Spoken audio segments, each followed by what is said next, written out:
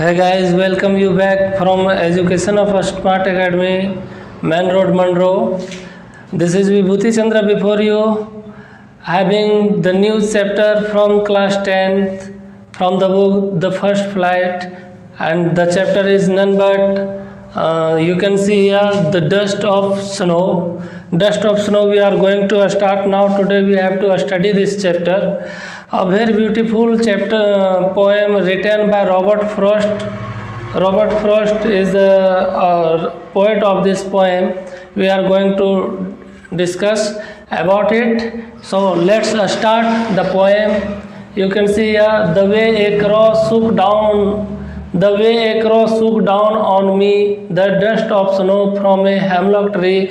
Here the poet of this poem is whether standing or sitting. It is not explained clearly in the poem, but he is under a hemlock tree. Hemlock tree, you know very well. Hemlock is a poisonous tree, and a crow is sitting on the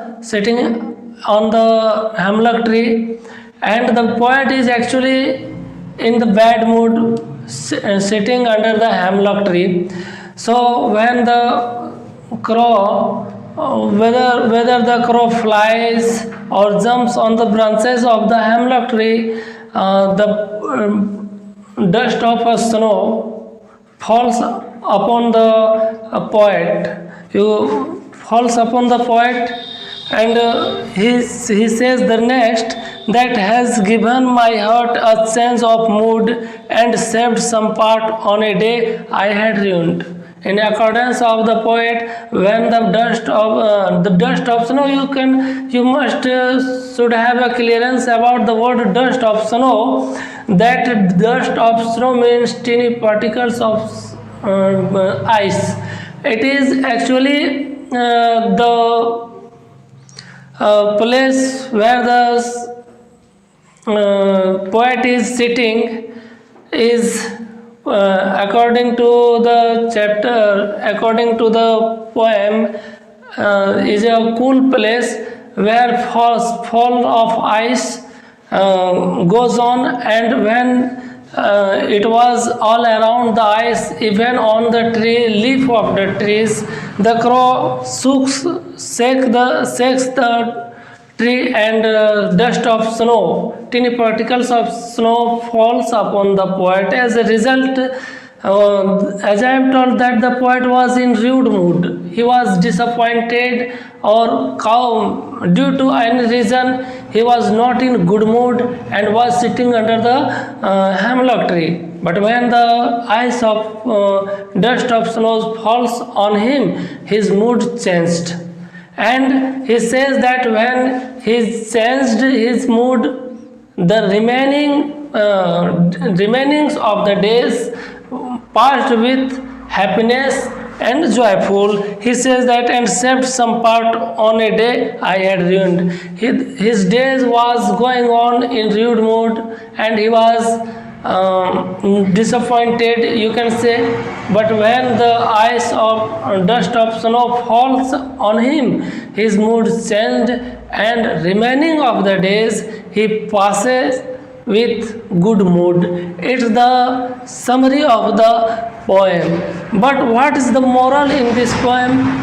You have to understand that the crow and the hemlock tree both symbolize negativity. You have to face the question such like what do the crow and snow represent? Then your answer must be such as that the crow and the hemlock tree. Here snow is given, but the crow and snow. The crow symbolizes negativity, and the snow represents positivity. But here two words, hemlock tree, that is a poisonous tree, and the crow, which is known for negativity, both are negative. But the snow or dust of snow represents positivity here. And when the poet says that he is under a hemlock tree, and a crow is flying around him. Then the word crow and snow represents negativity and positivity respectively. But both the words, especially the word hemlock and the word crows, both represent negativity. Both denote negativity. And when the poet says that he was under a hemlock tree, then we can say that he was in rude mood, in disappointing mood, or he was sad. But when dust of snow, that shows the positivity in this poem, that symbolizes positivity. When dust of snow falls on the poet, his mood changed. He came in positive mood, and the remaining of the days he passes with happiness or with a positivity. Here is a moral of the poem, that where there is negativity only all around, a little part, a little positivity changes your life. It is the moral of this poem. We can say in other words that when we are in disappointed mood, or actually at the time due to wrong information, we came in tension, we came in sorrow mood, and at the last when we came to know that the information was wrong, our mood changed. But because of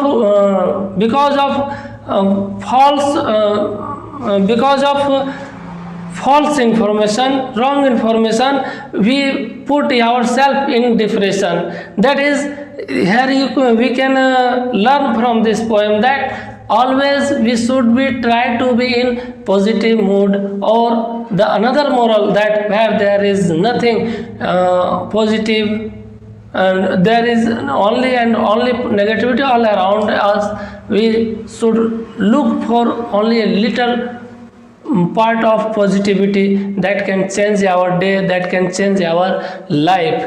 For example, if suppose that a big room, a big hall is full of darkness, but when we lit out a little matchstick, it lights all the completely the hall, and where there was only darkness, a little matchsticks is cause of light. So here shortly we can in the poem say that always we should try to be positive, and it may comes from anywhere.